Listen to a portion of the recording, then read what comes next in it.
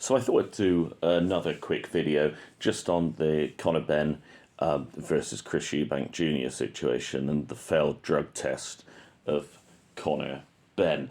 I know that some people are calling it an adverse finding. Beat said this, it's an adverse finding, it's not a failed test. Well, I guess it's not technically failed until the B sample has been demanded to be checked in the presence of Conor's lawyers or whatever, and a scientist or something, and then he can be, officially said he's innocent or he's guilty. I suppose it's an adverse finding until all of the, talking and the presenting evidence and everything else has been gone through. But essentially, it means the same thing, that there's a metabolite of clomiphene in his urine, which is absolutely not allowed. So I don't think we need to worry too much about whether it's a failed test or an adverse finding. I've just been doing a bit of research into clomiphene. I've dispensed it in the past to treat women who don't ovulate or ovulate infrequently. And so, in the past I was fairly familiar with it. But in terms of its use in men, that does seem to be a more recent thing. And it's what we call an off-label use. So it's a licensed product. Okay, it has a market authorization that's been granted by the Healthcare and Regulatory Authority in the UK. So it's a licensed drug, but part of the indications are to help female fertility or treat polycystic ovary syndrome in women. So it's not licensed for men at all in the UK, but it's what we call an off-label use. So the drug is licensed for somebody, but we want to use it different from its official indication. We call that off-label.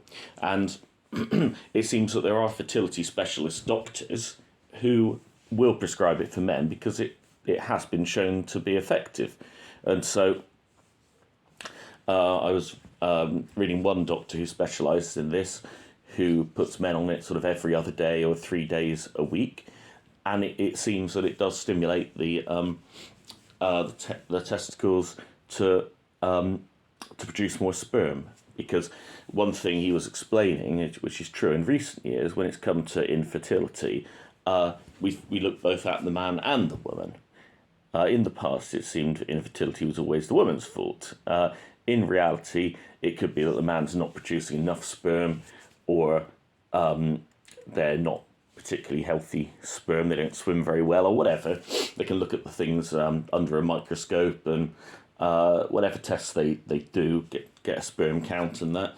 And so it takes two to tango, really. So that's why male fertility is also looked at. However, the NHS, my understanding is the NHS won't pay for male treatment, as there isn't a licensed treatment, like we said. So it may be you need a private prescription in this case. But either way, Conor Benn already has a son, and he's fairly young. So, is it likely that he was seeking treatment for low testosterone levels, or erection problems, or fertility issues? Well, we know he's a big proponent of the old Larry Holmes, which is Chris Andre very intelligently showed with a research paper that has been linked to low testosterone. So there could be reasons, but of course you'd get a therapeutic use exemption, or you'd try. You wouldn't just risk your whole career over it. You get a TUE, and of course here I was reading through how you get a TUE. And it's assessed by sort of independent board, and they'll look at it and the pros and the cons. And it could be that he wouldn't be able to get one, even if he thought that he needed one. Because he's having these problems with his wife or whatever. He might not be able to get one because it's an off-label use. So that would depend on the discretion of the committee, and it doesn't say in their rules sort of just that it's an independent thing. So I think we can discount anything like that he's not come by this thing in a legitimate way. Why might you use it? Well, so you've got the hypothalamus in the lower down in the brain, then you've got the anterior pituitary, and then you've got your ovaries or your testicles, in Conor Benn's case. and that's called the hypothalamus pituitary gonadal axis, because those three work together. So the hypothalamus makes something called the releasing hormone, gonadotrophin releasing hormone or whatever, and this makes the pituitary gland release a stimulating hormone, and then the testicles release testosterone. But what happens in the body with almost certainly every endocrine process, like this glandular process, there's a feedback loop, what we call a negative feedback loop. So when you've got testosterone coming out of testes, it will negatively feed back on the hypothalamus. So it will tell the hypothalamus, right, we've got testosterone here, stop making the releasing hormone. And so your axis will shut down. Otherwise, you keep making testosterone and more and more and more. Imagine if it stimulated it, you get, overwhelmed with masses of testosterone. And testosterone is a big, complicated molecule. It's expensive for the body to make in terms of energy. So it's not going to, you need this shutting off process. And the body's full of negative feedback loops like this. So one reason why you might need clomiphene or something similar, tamoxifen can be used, letrozole can be used. These are all selective estrogen receptor modulators, SERMs. And what they do is block the receptors in the hypothalamus that mean those negative feedback signals don't get through. So your hypothalamus still stays switched on and still tells your testicles ultimately to carry on making testosterone. Why might this be important? Well, if you've been using, let's say, as that doctor, I've forgotten his name, but the one that was affiliated in some way with Ben and Fury and these others, he was explaining on that podcast, in his now infamous interview, he was saying, well, you could use fast-acting injected testosterone overnight, between, I think it was 11 till 7, where you've got that window. Use a little bit of that, calculate it so it will all be out your system by the time there's a possible drug test. But the problem with doing that, if you're doing that every night or whatever the regimen is, it will be feeding back onto the hypothalamus, and it will be telling your own hypothalamus to not be making testosterone. And ultimately, this can cause your testicles to shrink. They can atrophy, as we call it. They can get smaller and shrivel up and that kind of stuff, which no one wants. You might find yourself with erectile problems. And you'll also find that once you stop taking your exogenous testosterone source, your injected testosterone, then your natural production of testosterone might take a long time to recover. And that will have all sorts of adverse effects like you described, and also on your performance. If you're, say, using these things off season or whatever, or when you, I don't know how, if you're allowed holidays, I suppose you're allowed holidays from where the doping people can't catch up with you if you're out of camp and whatnot, and maybe you take it there, but then you come back home and suddenly your testosterone levels have gone away, and maybe they take a long time to come back. So one thing you can use these selective estrogen receptor modulators like clomiphene, is it blocks that negative feedback effect on the hypothalamus. So after you've used your testosterone to get your benefits, you can take this stuff and it will cause your hypothalamus pituitary gonad axis to function normally. And it's doing that by blocking the feedback, the negative feedback of the testosterone. And it also seems that if you use the right isomer of it, and this is because molecules, these are all organic molecules, they're mainly made with a carbon skeleton. Carbon has 4 bonds that it can make. And so just like your hands have a palm and a back, and you have tips of your fingers, and you have the side where there's an arm attached, yeah? We have a right-handed and a left-handed glove. They don't fit properly if you switch them around. So these are 3D structures. And so isomers mean different 3D structures of the same thing, perhaps mirror images. That's what we call stereoisomer. And it seems that one of the stereoisomers is quite powerfully anti-estrogenic, whereas maybe the other one less so. So although they're the same molecule, they're a mirror image of one another, and in the 3D world, they don't fit together in the same way. And so you could be using, if you've got the money in the lab to give you the right isomer, which is not easy. Making stereochemical organic molecules is difficult. keeping them, getting purity and stuff like that, incredibly difficult. But it could be that you just take the one that's primarily anti-estrogen, and then you'll find that you won't get the gynecomastia that you're worried about, growing boobs. It can, reduce that risk. Now, what I was specifically looking at with clomiphene is how is it detected, and I can't find anything from UCAD or VADA or whatever about the actual testing procedures, how they do it.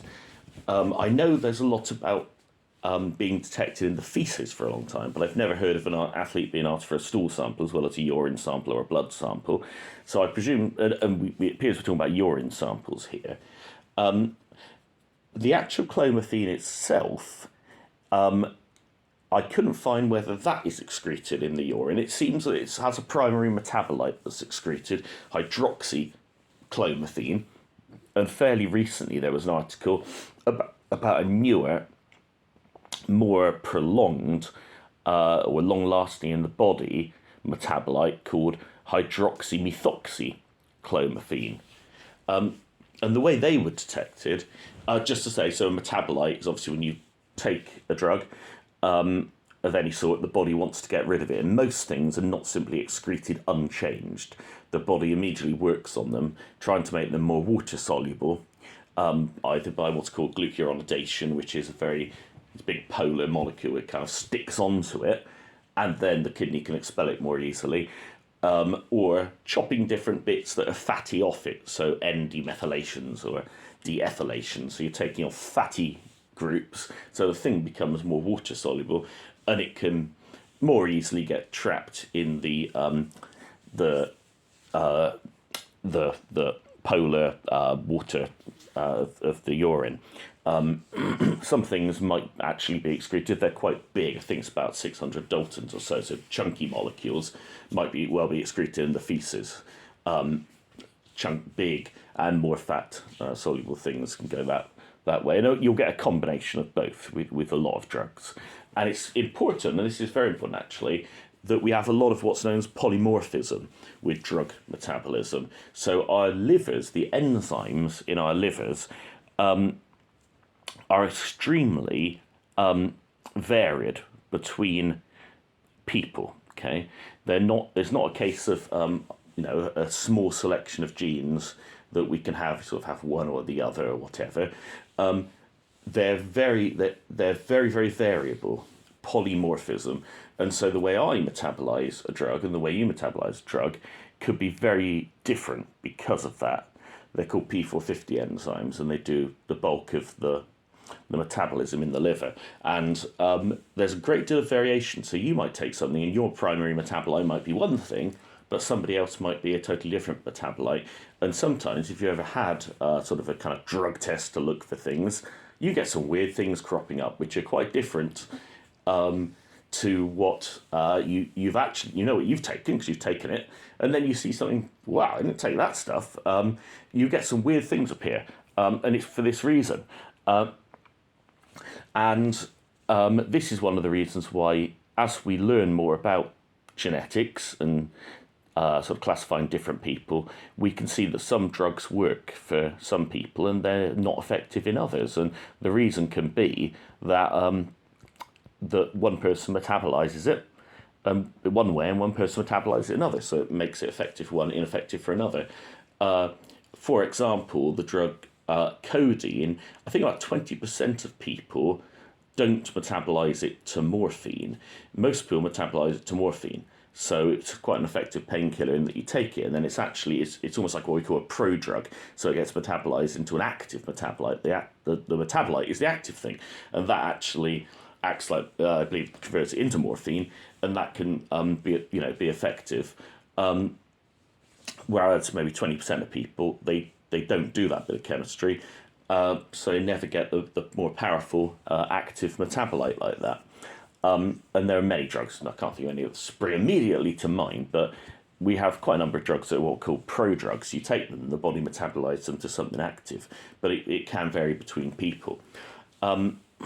So what do I think of this situation? The problem is that Peter Fury, I think was it Peter Fury that said this? He said something like, if he's done this deliberately, he must be the most stupid young man on the whole planet. The reason is that these metabolites are quite long-lasting, so at least a week it seems. And certainly this new one, the hydroxymedroxyclomid, I think I said it was. It was on my phone, so I can't check because I'm using now to video. That was quite a big, important metabolite, and it lasted quite long. They were using young, healthy males to do this study, incidentally, and they give them clomiphene, and then they tested them for a week. So this is the problem. If you were to take clomiphene, it seems almost certain you'll get caught. So, and as he appears to have had a good medical advisor, I don't think they'd have told him to do that. So my suspicion is, and this is purely speculating, is that maybe he was getting, if we're assuming he's dirty, maybe innocent, this may just be a terrible error, and I'm sure that will come out if that's the case, you know. But let's say it's not. Let's say he has been cheating. He's had the money to cheat, and you know, you could have something made for yourself which is different enough to the real thing, the serum, the clomiphene, different enough to it that it has a different metabolic pathway, and it's not going to get picked up by the tests. I'm sure that there are, you know, chemists that are smart enough to make these designer drugs that will be sufficiently different that they're not going to get picked up. Maybe they have a little change in them so that they just get, you know, let's say I haven't, you know, the structure of clomiphene, you've got a ring there. Let's say if they change one of the atoms in that ring, so it's a different weight, will it then not show up on their chromatography? It'll come out at a different point because of its different mass, or maybe it just means it goes via a different enzyme and it ends up looking different. Because otherwise, you know, why would this thing be useful? And if you know, if it gets it stays in your body for so long to get found out, you're clearly gonna get caught. We're assuming they're not just all taking bribes to overlook positive tests, so it needs to be being missed by the testers, and that would be my guess, is that that's how they achieve it. The problem with that is, though, even if you don't produce the specific metabolite, if you look under VADA and under these things, they'll list the drugs that are actually banned, but then they'll say at the bottom, other metabolites that are indicative of these drugs, or other compounds with a similar structure. So this is why sometimes, you know, you hear these things drag on for months or even years, and there's no definitive, did he break the law, did he not break the law, you know, in terms of doping law. And it might be that there's different people claiming that this isn't in your banned category. Look, it's different. And others saying, yes, but it looks similar. It probably has a similar role. And I don't know, I'm not on the inside of anti-doping or anything, but it seems that there could be grey areas if you've not got the specific metabolite that they're looking for, but you've got a structure that you've been able to maybe elucidate, and you're certain it's very similar, likely to have a similar action, but that's then a matter of conjecture. And so maybe he's been getting something almost like a designer drug that is similar but not the same, follows a different pathway, and is usually excreted very quickly anyway after you take it. But for some reason, this batch that he's taken, either, there's options here, you find if other drugs can often impact on metabolism. So if you're taking a drug that blocks one route of metabolism, that saturates it, it will push the drug that you're using down a different pathway. Like if the main road's blocked, you go down the side road. So it could be that he was taking something perfectly legitimate that was going through a specific enzyme. Or he could have been taking, let's say, a herbal medicine. The most famous one is St. John's wort. That's an enzyme inducer. So it makes a lot of enzymes in the liver actually ramp up their power. And so if you take that, you'll find that some drugs will disappear from your system much more quickly and produce some weird metabolites, because suddenly a bunch of other enzymes are grabbing them and metabolizing them. So it could be that. So you might have another drug that's inhibiting the metabolism via one pathway, or it might be it's stimulating production via another pathway. But either way, something may have changed so that this designer drug has taken a pathway it wasn't meant to, and then it's ended up being hydroxyclomethine. and this can happen. I had a similar experience once, long time ago, when took a particular drug called citalopram, known to be an enzyme. Oh, I forget now if it's an inducer or an inhibitor. I think it induces some enzymes. It inhibits some enzymes. And I'd taken an over-the-counter medicine, and I, for various reasons I won't go into, had to have a drug test, and it came out that I'd been taking an illegal, what's it called? I suppose we call it Schedule 2 controlled drug or Class A controlled drug, hydromorphone, which obviously I hadn't. Where on earth do we get hydromorphone from? But it's because it was a perfectly legal over-the-counter medicine with a different structure to that. And because of the citalopram, I could actually prove via the action of the enzyme where this drug had been metabolized to produce a measurable amount of hydromorphone.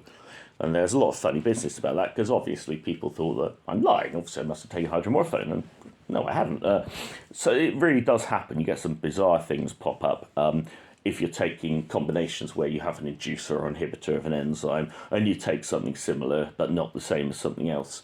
It can go from being okay to suddenly raising questions. So that would be my speculation. If he's dirty, that could have happened. Just a final thought on how these things are tested for. They don't, as far as I can tell, publish what they're testing for and where and how and the actual equipment, probably because that would be making it too easy for the people who want to beat the system, want to help the cheats. If you know they're exactly what they're looking for, then it's much easier to avoid them finding it. But from looking at the academic paper that I looked at previously, looking for hydroxychlorophene and methoxychlorophene,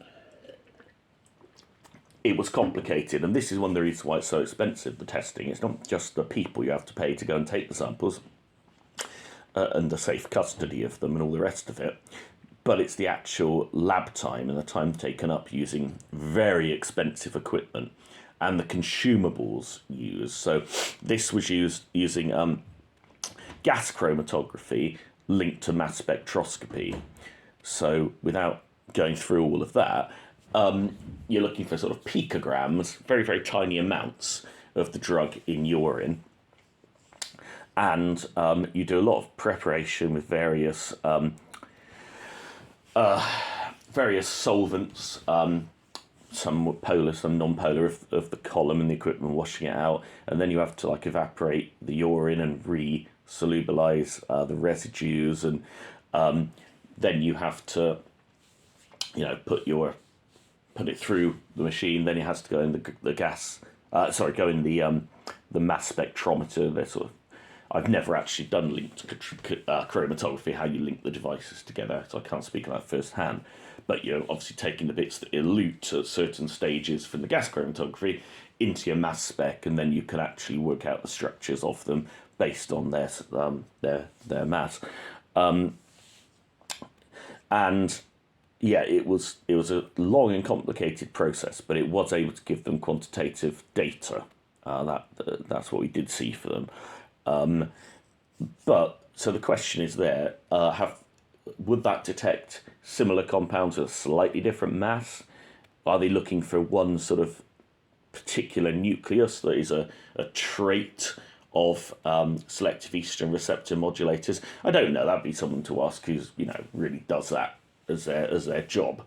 But I could see that there may be grey areas there if what he's taking isn't the precise thing that's banned, but it's something similar, because then it does come down to scientists saying, well, is this stuff performance enhancing? Is it not? Is it indicative that he did take, this similar thing to clomiphene? And even if he did, is it banned? Does it actually do what it says on the tin? So this probably will rumble along. We probably won't get very much information. And when it's a matter of a lot of money, well, let's remember what happened with Tyson Fury, how none of that came out. The hypocrisy's been quite interesting, hasn't it? How Frank Warren, never stands for any of this stuff, does he? And yet, the thing with Tyson Fury back in the day with Christian Hammer, that was all kept secret from everybody. And, no one obviously has the courage to mention that to him when he's castigating Hearn and everybody else. But, it's all a mess. And I just hope that what that doctor said isn't true, that 80 or 90% of these elite athletes, I don't know if he said athletes or boxers, I can't remember now. He's talking about boxers primarily, wasn't he? I really hope that's not true. But it does, it does shake one up and make one think, well, actually, are we just massively behind if the person on the inside says this? Anyway, that's my thoughts on it. Thanks for listening. Bye.